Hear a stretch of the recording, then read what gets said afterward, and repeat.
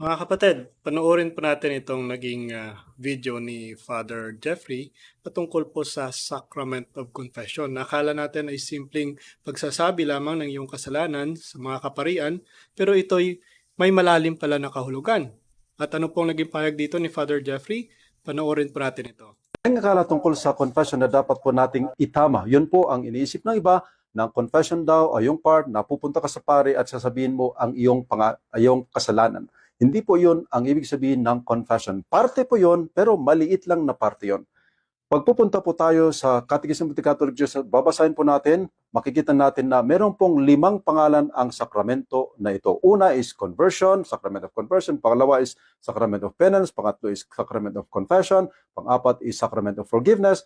Pang-5 is sacrament of reconciliation.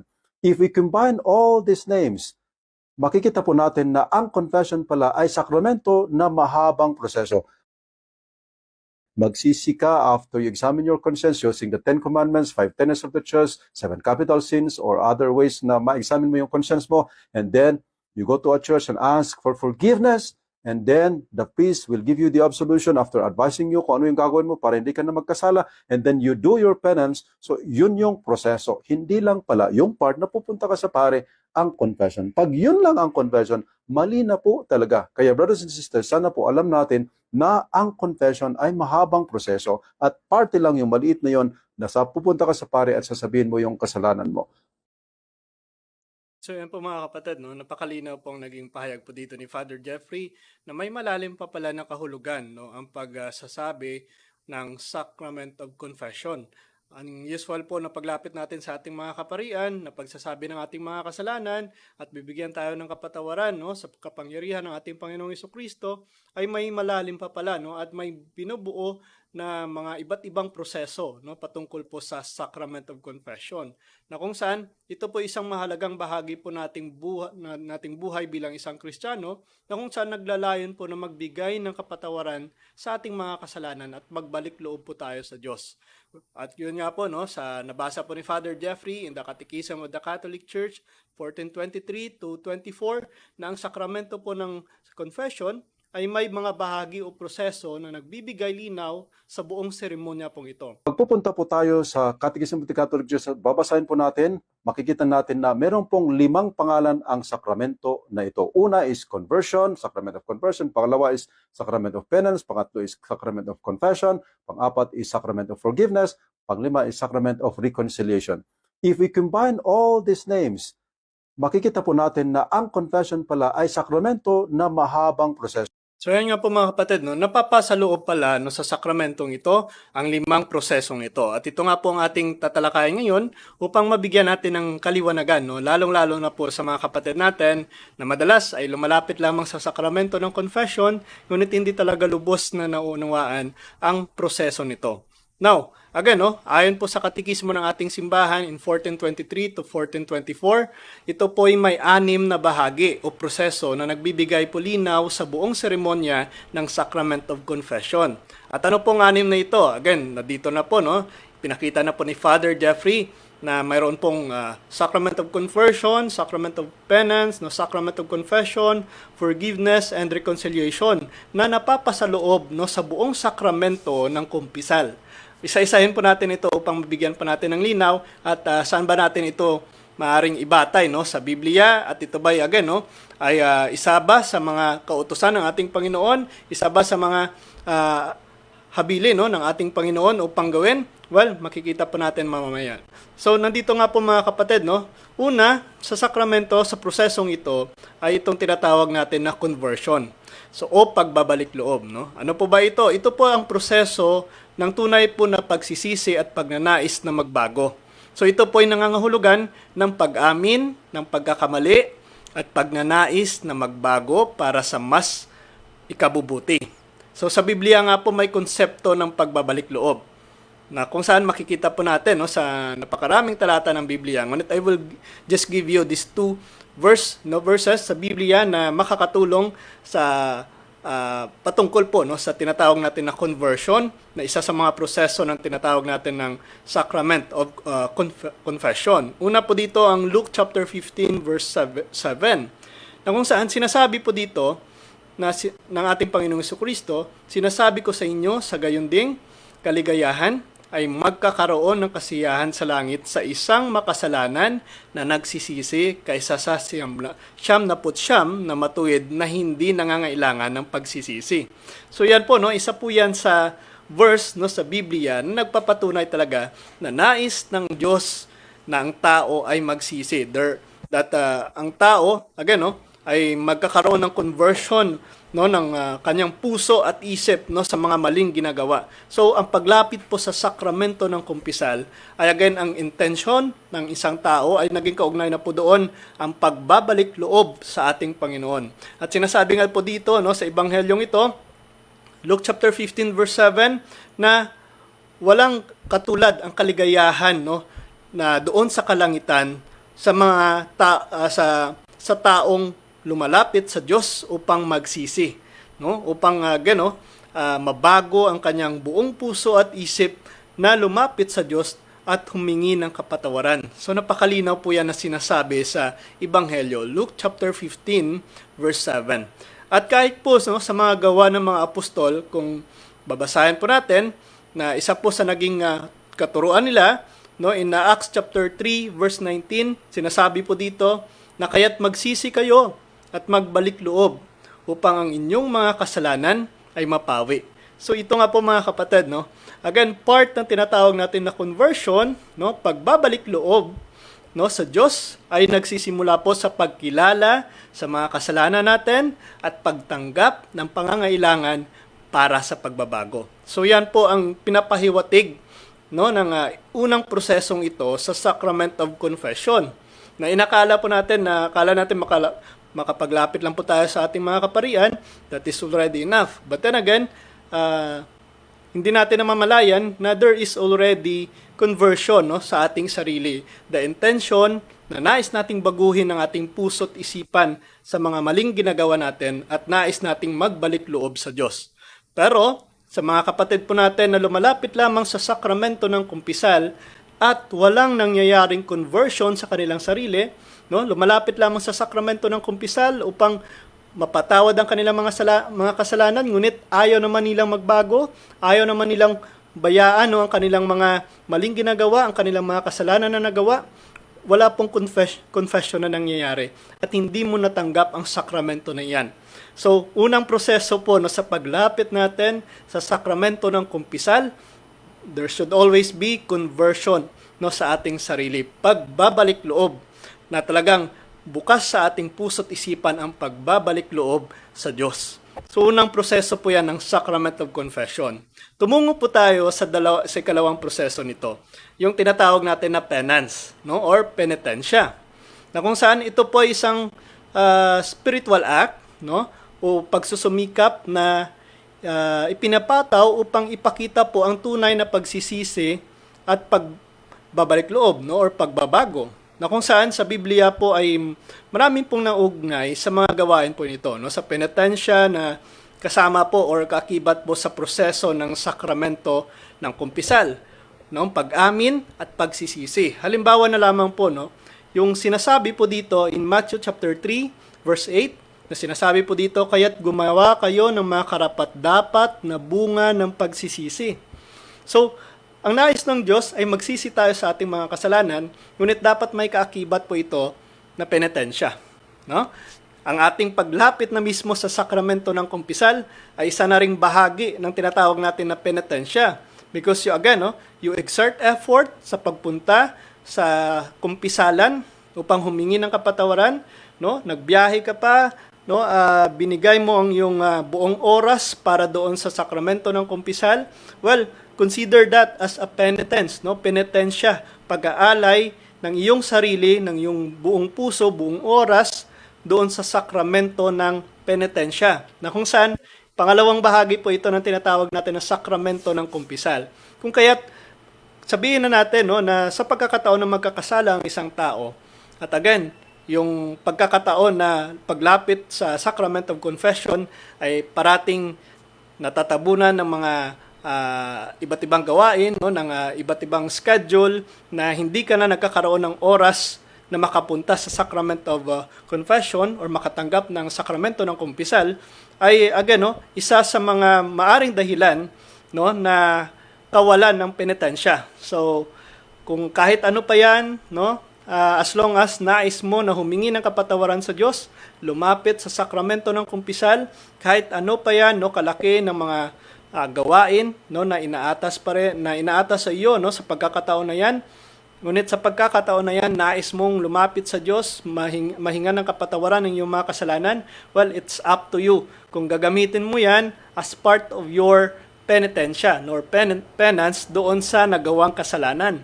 So marahil hindi naman po buong pagkakataon or buong araw kakainin ng oras mo sa paglapit lamang sa sakramento ng kumpisal. But then again, no, sa simpleng bagay ng paglapit sa sakramento ng kumpisal, sa maliit na oras na inilalaan mo, no, sa paglapit sa sakramento ng kumpisal, pinapakita mo na, no, ang tunay na penitensya na nais mong mahingan ng kapatawaran ng iyong mga kasalanan kung kaya't lumalapit ka, no, sa sakramento ng kumpisal, no, doon sa kumpisalan upang mahingan ng kapatawaran ang iyong mga kasalanan. At ito nga po yung sinasabi sa Ebanghelyo in Matthew chapter 3 verse 8 na sinasabi po dito, kaya't gumawa kayo ng mga karapat-dapat na bunga ng pagsisisi. So isa lamang po yan sa mga aksyon, simpleng aksyon na maaaring gawin natin upang maipakita natin ang ating tunay na pagsisisi sa ating mga kasalanan sa pamamagitan ng pagpapakita ng mga gawaing penitensya. Isa lamang po yan. At kagaya rin po ng sinasabi ni San Pablo in 2 Corinthians chapter 7 verse 10 na sapagkat ang kalungkutan ayon sa Diyos ay nagdudulot ng pagsisisi sa kaligtasan na walang pagsisisi, ngunit ang kalungkutan ayon sa sanlibutan ay nagdudulot ng kamatayan.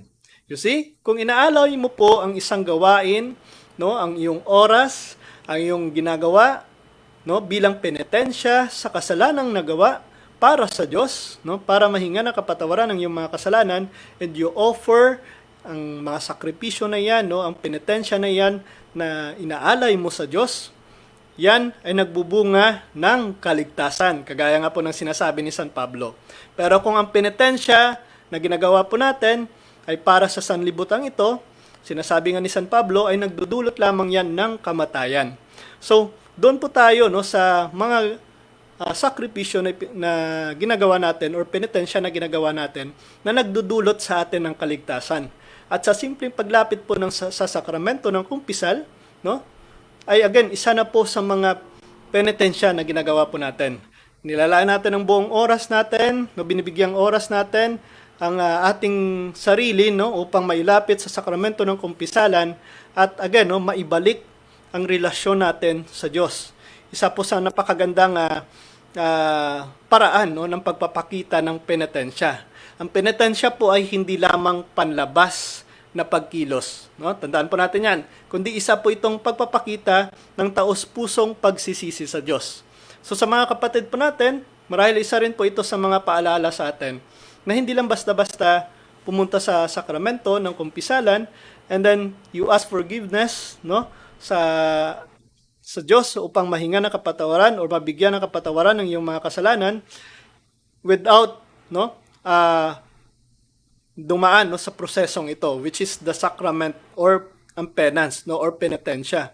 So, kahit na lumapit po tayo directly at mag-confess ng ating mga kasalanan without this process na maipakita po natin ang penitensya, no, ang pagsisisi na tapat sa Diyos, ay walang silbi pa rin, no, ang ating ginagawang pagsisisi or ginagawang paglapit sa sakramento ng kumpisalan. Isa lamang po yan, no, sa proseso. Pangalawang proseso, itong tinatawag natin na penance. Okay? So tungo po tayo dito sa pangatlong proseso, no, sa nabanggit po ni Father Jeffrey na mababasa naman natin sa Catechism of the Catholic Church 1423 to 24. Ano pong pangatlong ito? Dito na po pumapasok ang salitang confession. Confession or pag-amin, no? Inaamin natin ang ating mga kasalanan. At sa tahasang pagsabi po ng ating mga kasalanan sa ating mga kaparian na kumakatawan sa Diyos, again, ay doon natin ipapakita, no, ang tapat na pagsisisi at paghingi ng kapatawaran sa ating mga kasalanan. Sa Biblia nga po, mayroon pong importance itong pag-amin, no, na kung saan ay makikita po natin, no, sa talatang ito in first letter of John, chapter 1 verse 9. Dito po sinasabi, kung tayo'y magsisi sa ating mga kasalanan, siya ay tapat at makatarungan upang tayo'y patawarin sa ating mga kasalanan at upang tayo'y linisin sa lahat ng kalikuan. You see, kung tayo'y, no, magsisi sa ating mga kasalanan at tapat, no, na sasabi talaga ng ating mga kasalanan na nais natin mabigyan ng kapatawaran ng Diyos, ang Diyos po ay makatarungan at agad-agad itong bibigyan ng kapatawaran. So malinaw naman po yan, no, na sinabi ng ating Panginoon, no, sa kanyang mga apostoles, isa po sa sakramento talaga na ibinigay ng Diyos sa mga apostoles, ang patatawarin ninyo sa lupa ay patatawarin din doon sa langit. Isa lamang po yan sa obligasyon na ibinigay ng Diyos, ng ating Panginoong Jesucristo sa ating mga kaparian. Dahil napakahalaga po, no, napakahalaga ng sakramento ng kumpisal na ito. Alam po natin na tayo'y napawi na, no, ng ang kasalanan, ang masamang epekto, no, ng kasalanan sa atin dahil mismo sa pagpapako ng ating Panginoong Jesucristo sa krus, no, pag-aalay ng kanyang buhay upang again, no, mabayaran ang ating mga kasalanan. But then again, no, dahil sa ang tao ay nakakagawa pa rin ng kasalanan, hindi naman po uulit-ulit, no, ang ating Panginoong Jesucristo upang magpapako ulit, because no, one offering, no, is enough already upang mabayaran ang lahat ng mga kasalanan. So that is already the gift of God. But then again, sa mga tayo po, no, tayong mga mananampalataya na nahuhulog minsan sa kasalanan, sa paanong paraan pa kaya tayo mapapatawad, no? Well, wala na po, no, wala nang ibang paraan maliban po sa sakramento na ito na binigay sa atin ng Diyos upang mabigyan ng kapatawaran ng ating mga kasalanan. Na kung saan ang paglapit mismo sa mga kaparian, sa ating mga kaparian ay isa po sa paraan, no, upang matanggap natin muli, no, ang kapatawaran ng ating Panginoong Jesucristo. Because that is again, no, isa sa mga inatas ng Diyos mismo sa ating mga kaparian, no, ang patatawarin ninyo dito sa lupa ay patatawarin din sa langit. So, ito po ay pumapatungkol, no, sa obligasyon ng ating mga kaparian upang mabigyan ng kapatawaran ang ating mga kasalanan. Kung kaya ito din po ang sinasabi, no, ng Biblia sa sulat po ni San Juan, na kapag inaamin lang natin ang ating mga kasalanan, sinasabi natin ang ating mga kasalanan sa ating sa paglapit mismo sa sakramento ng kumpisal, ang Diyos po ay tapat sa kanyang sinabi na ang patatawarin ng kanyang mga inatasan, ang ating mga kaparian, ay patatawarin niya din doon sa langit. Kung kaya ang mga kasalanan natin na pinatawad na sa sakramento ng kumpisal, ay dapat na nating isipin na binigyan na ng kapatawaran ng Diyos mismo dahil sa paglapit natin sa sakramentong ito. And confession, pag-amin sa ating mga kasalanan. Na kung saan talagang sinasabi natin, iniisa-isa natin, no, ang lahat ng mga kasalanan na ating nagawa. At ito po, no, ay pangatlong proseso lamang ng tinatawag natin, no, sa kabuuan ng tinatawag natin na sakramento ng kumpisal. No, tumungo po tayo sa pang-apat na proseso. Ito po sinabi ni Father Jeffrey na forgiveness.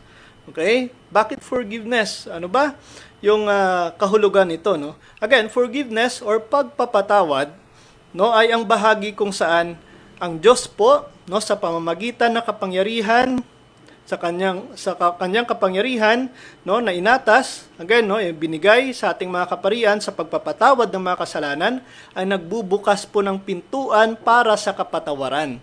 So nang dahil po, no, ito po ay naging authority na ibinigay mismo ng Diyos sa ating mga kaparian, no, sa pagpapatawad ng mga kasalanan, ay ito po ang ating natatanggap sa tuwing lumalapit po tayo sa sakramento ng kumpisal. Hindi lang po dahil again, ito po yung obligasyon natin bilang isang Kristiyano, but then again, there is really a reason kung bakit lumalapit po tayo sa sakramento ng kumpisal. Dahil mismo, nais po nating mapatawad ang ating mga kasalanan, mabigyan tayo ng kapatawaran sa ating mga nagawang kasalanan, kaya lumalapit po tayo sa sakramento ng kumpisal. Forgiveness, nais nating matanggap ang pagpapatawad ng Diyos. Again, saan ba sa Biblia sinabi na dahil sa paglapit natin sa ating mga kaparian, ay pinapatawad na ang ating mga kasalanan, kagaya ng sinasabi sa ating katisismo.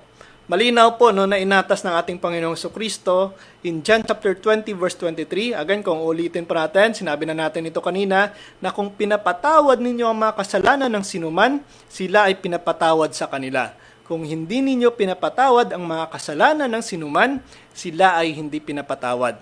That is the authority na ibinigay ng ating Panginoong Jesucristo sa ating mga kaparian upang nang sa gayon ay ang mga kasalanan na ginagawa natin ng paulit-ulit, ay paulit-ulit din ang pagpapatawad ng Diyos sa atin. As long as, again, hindi na natin inuulit ang same sin na nagawa natin. Kung kaya, nagkakaroon din ng tinatawag natin sa unang proseso na conversion. Una bes, nais mong lumapit sa sakramento ng kumpisal dahil nais mong magbago at nais mong bayaan ang lahat ng mga kasalanan na nagawa mo na. Sa pagkakataong ito, nais mong matanggap ang kapatawaran ng Diyos sa pamamagitan ng paglapit sa sakramento ng kumpisal.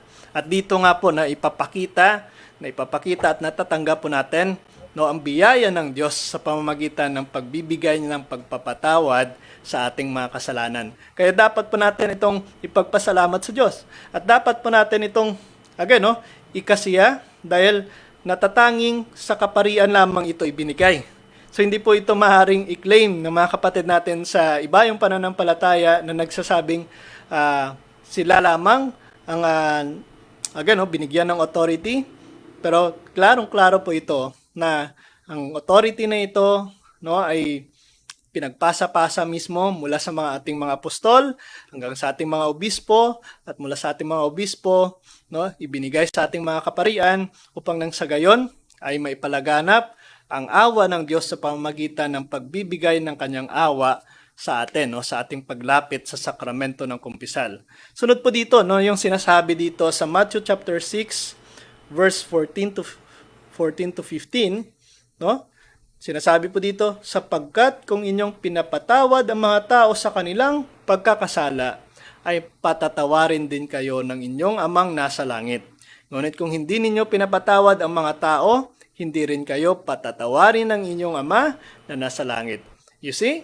Connected pala, yung pagpapatawad na binibigay ng ating mga kaparian sa mga taong lumalapit sa sakramento ng kumpisal ay connected pala sa pagpapatawad ng Diyos mismo sa langit. So, dapat nating paniwalaan at dapat nating tanggapin ang sakramento na ito. Nakagaya po na sa iba yung pananampalataya sa mga kapatid natin, tutol na tutol sila dahil hindi dapat direct sa Diyos ang paghingi ng kapatawaran. Tama naman po yan. You can go directly to God, pray to God sa paghingi ng kapatawaran at ginagawa rin po natin yung mga Katoliko. By praying directly to God sa paghingi ng kapatawaran natin sa ating mga kasalanang binyal. Okay? So yan ang kasalanan na sinasabi rin ni San Juan na kasalanang hindi ikamamatay. Kung kaya, inirekomenda ni San Juan na ipanalangin. Pero may kasalanang hahantong sa kamatayan. At sinasabi nga ni San Juan na hindi niya nirekomenda na ipanalangin pa ito. So, ito po ay isang patunay lamang na there is what we call venial and mortal sin. Yes, we pray and we confess directly to God ng ating mga binyal na kasalanan. Pero sa pagkakataon ng mga mortal na kasalanan, mortal dahil grave sin, with you commit that sin with full knowledge and with full consent. Yan ang tinatawag natin na mortal sin, at kapag present pong tatlong yan, masasabi nating mortal na kasalanan ang ating nagawa. At ang mortal na kasalanan ay dapat nating ilapit sa sakramento ng kumpisal. At saan po natin itong dapat ilapit? Sa mga kaparian na binigyan ng authority ng Diyos upang maihatid ang kanyang awa sa pamamagitan ng sakramento ng kumpisal. Forgiveness. At yan nga po, dahil nga sa may sakramento ng kumpisal, tayo po ay napapatawad sa ating mga kasalanan. At dapat po natin yang ipagpasalamat sa Diyos dahil mismo sa kanyang naging kaparaanan ang ating mga kaparian upang maihatid ang kanyang pagpapatawad mismo sa atin na nakakagawa ng kasalanan. You see, mga kapatid, kaya ang pagpapatawad po ay isang biyaya talaga na ipinagkaloob ng Diyos sa atin sa pamamagitan po ng sakramentong ito upang ang isang tao, tayo ng mga mananampalataya, ay makaranas ng kapayapaan at pag-aalis ng pagkakasala. Yan po ang katotohanan. And that's again, pang-apat na proseso ng tinatawag natin na Sacrament of Confession. At ang panglima, sa sinasabi po dito ni Father Jeffrey, ay itong tinatawag natin na reconciliation. Okay? Or pagkakasundo. So, hindi lamang po natatapos sa pagsasabi ng ating mga nagawang kasalanan, hindi lamang po natatapos dyan, hindi lamang po humahantong sa ganyang proseso. But then again, meron pang tinatawag na reconciliation or pagkakasundo. At ano po ito? Ito po ay pagkilala sa bagong relasyon sa Diyos at sa komunidad ng simbahan matapos ang pagpapatawad. Ito po ay isang simbolo ng bagong simula at pagtanggap sa pamayanan or in the community of God. Sa Biblia po, mayroong mga pagkakasundo na isinasalaysay. Kagaya po ng sinasabi ni San Pablo sa 2 Corinthians chapter 5 verse 18, ngunit ang lahat ng mga bagay ay mula sa Diyos na nagkasundo sa atin sa pamamagitan ni Kristo at nagbigay sa atin ng ministeryo ng pagkakasundo. Reconciliation. Talagang biblical at very biblical talaga itong sakramento na ito. Ang reconciliation. At dito nga, dahil nga sa sakramentong ito, naalis ang lahat natin ng mga kasalanan, napapawi ang lahat ng ating mga ginawang kalikuan, at sa paglapit natin dito ay naibabalik natin muli ang ating koneksyon sa Diyos, ang ating relasyon sa Diyos, nang dahil sa ito'y na-block, ito'y naputol sa paggawa natin ng kasalanan. So, very important talaga itong sakramento ng kumpisal. At lahat po tayo ay dapat tumanggap talaga ng sakramento ng kumpisal. Kung nais natin mapanatili na tayo ay connected sa Diyos, kung nais natin mapanatili na tayo ay parating nasa Diyos, ay dapat natin itanggapin ang sakramento na ito. Kaya mga kapatid, huwag na po tayong papahuli.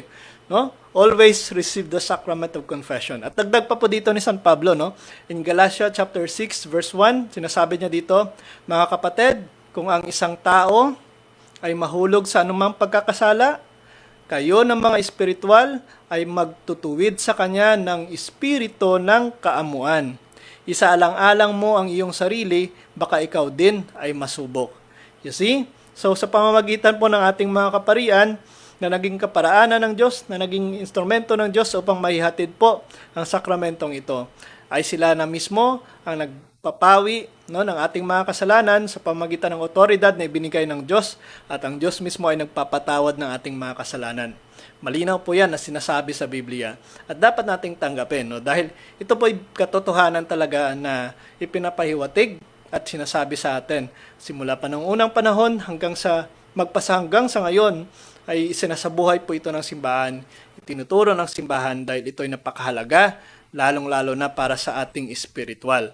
Kaya ang reconciliation or pagkakasundo po ay nagtatapos sa proseso ng sakramentong ito, kung saan ang tao ay muling tinatanggap sa pamayanan ng simbahan at sa Diyos. Sa kabuuan pong sakramento na tinatawag natin na ang sakramento ng confession ay isang proseso po ng pagbabalik loob, penitensya, pag-amin, pagpapatawad, at pagkakasundo na kung saan nagtutulungan, bumubuo sa tinatawag nating sakramentong ito upang magbigay ng kapatawaran at muling pagyakap sa Diyos, pagpanumbalik ng ating relasyon sa Diyos. Kaya napakahalaga po ito mga kapatid. At dapat lahat po tayo ay tumanggap ng sakramentong ito.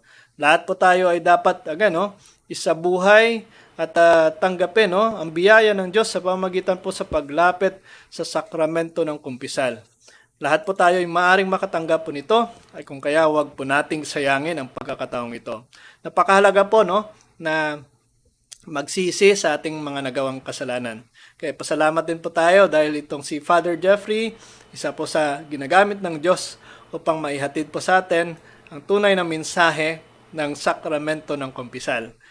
At ito nga po, kagaya po ng kanyang sinasabi, Ang akala tungkol sa confession na dapat po nating itama, yun po ang iniisip ng iba, ng confession daw ay yung part na pupunta ka sa pare at sasabihin mo ang iyong kasalanan. Hindi po yun ang ibig sabihin ng confession. Parte po yun, pero maliit lang na parte yun.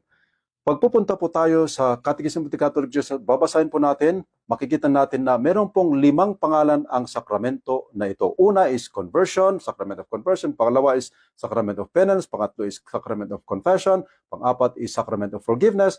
Pang-5 is sacrament of reconciliation. If we combine all these names, makikita po natin na ang confession pala ay sakramento na mahabang proseso. Magsisi ka after you examine your conscience using the 10 Commandments, 5 tenets of the Church, 7 capital sins, or other ways na ma-examine mo yung conscience mo. And then, you go to a church and ask for forgiveness. And then, the priest will give you the absolution after advising you kung ano yung gagawin mo para hindi ka na magkasala. And then, you do your penance. So, yun yung proseso. Hindi lang pala yung part na pupunta ka sa pare ang confession. Pag yun lang ang confession, mali na po talaga. Kaya brothers and sisters, sana po alam natin na ang confession ay mahabang proseso at parte lang yung maliit na yon na sa pupunta ka sa pare at sasabihin mo yung kasalanan mo. So yan po mga kapatid, napakalinaw po ang naging pahayag nito ni Father Jeffrey. At sa lahat po sa atin na curious sa ating pananampalataya, lalong-lalo na po sa sakramentong ito, sa Sacrament of Confession. Ako po, napakahalaga po talaga ito upang may balik po natin ang ating relasyon sa Diyos, mapanatili po natin na tayo connected lamang sa Diyos. At dapat po natin araw-arawin ang pagtanggap po nito. Dahil alam naman po natin na ito po talaga yung nakakatulong sa ating spiritual. Kung saan makakatanggap po tayo ng iba't ibang biyaya or pagpapala. Ayon nga po sa Biblia at sa katuruan po ng simbahan ay marami talaga na ating natatanggap nang dahil po sa paglapit natin sa sakramento ng kumpisal. Unang-una po dito, of course, na tatanggap po natin ang pagpapatawad sa ating mga kasalanan. At yan po talaga ang pinaka-intensyon kung bakit pumarito po ang ating Panginoong Jesucristo upang nang sa gayon ay mabigyan ng kapatawaran ng ating mga kasalanan. At yan po ang ginawa ng ating Panginoong Jesucristo. At magpasa hanggang sa ngayon, nang dahil po sa kanyang otoridad na ibinigay sa simbahan, sa ating mga kaparian, na ipagpatuloy pa rin, tuloy-tuloy pa rin ang pagbibigay niya ng biyayang ito. Pagpapatawad sa ating mga kasalanan. Yan po ang pangunahing biyaya ng sakramento ng confession. Ang pagpapatawad po sa ating mga kasalanan. Na kapag po ang isang tao ay nagsisisi, at nag-amin sa kanyang mga kasalanan, ang Diyos po ay nagbibigay ng kapatawaran sa pamamagitan po ng kapangyarihan ng otoridad na kanyang ibinigay sa ating mga kaparian. So napakalinaw po yan na sinasabi din sa talata. Na kagaya din po ng sinasabi sa sulat po ni San Juan in 1 John chapter 1 verse 9, kung tayo'y magsisi sa ating mga kasalanan, siya ay tapat at makatarungan upang tayo'y patawarin sa ating mga kasalanan at upang tayo'y linisin sa lahat ng kalikuan. Maliwanag po yan mga kapatid. At talagang very blessed po tayo kung tayo'y lumalapit sa sakramento ng kumpisal. Kagaya po ng sinasabi sa talatang ito in 1 John chapter 1 verse 9 na ito po ay nagpapakita na ang Diyos ay tapat sa kanyang pangako na magpatawad sa ating mga kasalanan.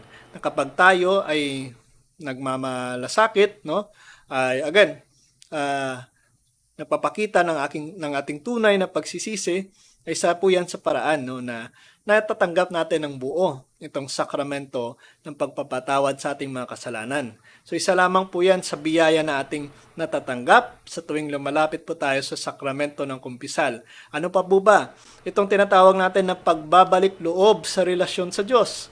Isa rin po yan sa mga rason kung bakit lumalapit po tayo sa sakramento ng kumpisal.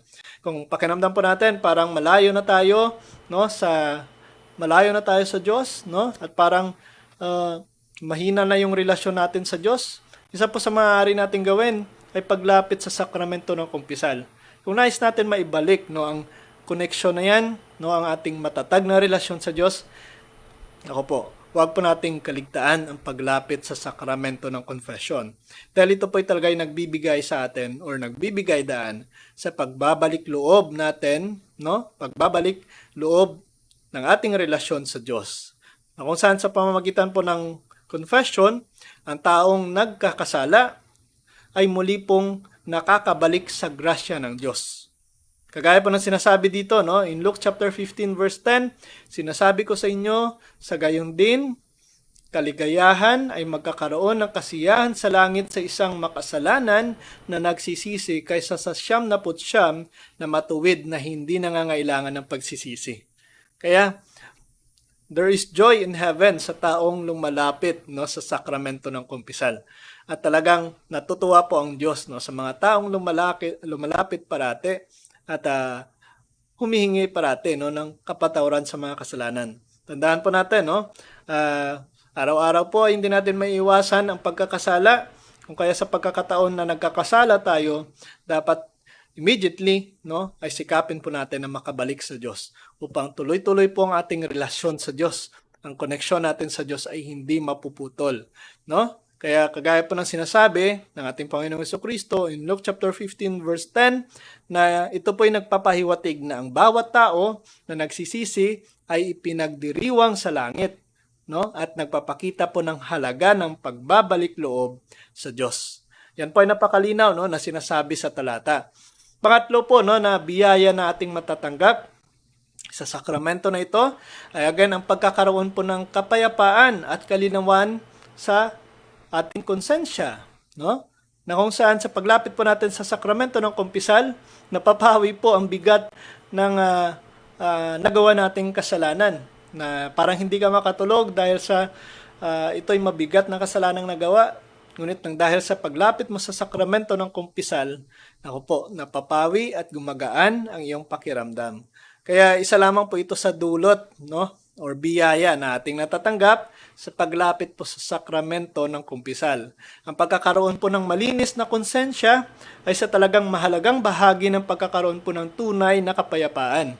Di po ba? Walang bumabagabag sa iyong sarili, walang nanggugulo sa iyong isipan, sa iyong konsensya dahil malinis na at nabigyan na ng kapatawaran ng Diyos. At yan po ay walang katulad, at walang kapalit.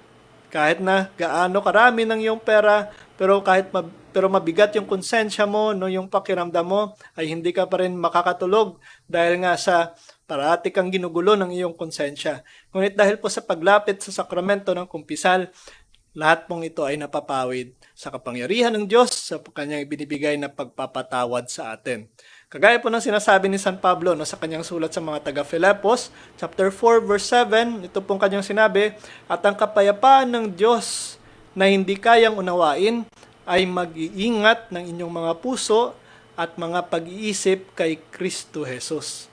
You see? Walang sinuman po ang makakapag-test, na kayang sukatin ang biyaya ng Diyos, na kayang unawain ang paraan ng Diyos sa pagpapatawad ng kasalanan. Tanging ang Diyos lamang po ang nakakagawa po niyan. At kung kaya sa every time na lumapit po tayo sa sakramento ng kumpisal, isa po yan sa mga napapawi sa ating sarili. Ang mabigat na pakiramdam na dahil sa paggawa natin ng kasalanan, na kung saan ito po'y naaalis sa paglapit po natin sa kumpisalan. Kaya ang kapayapaan po ng Diyos ay ginhawa talaga sa puso. Nagbibigay talaga ng peace sa ating puso't isipan.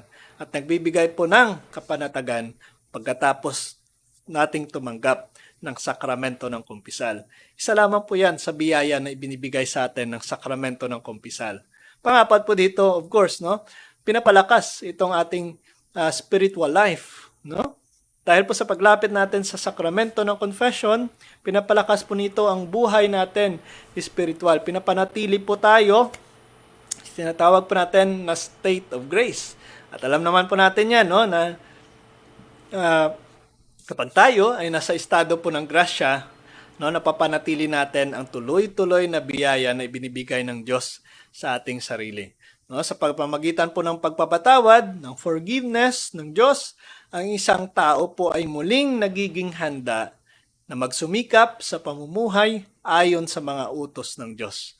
At talagang ito ay naipapakita po natin nang dahil po sa paglapit natin sa sakramento ng kumpisal, tayo ay isa lamang po yan, no, sa nagpapahiwatig na tayo talagay pinapakita natin ang ating katapatan, no, sa paglilingkod sa Diyos.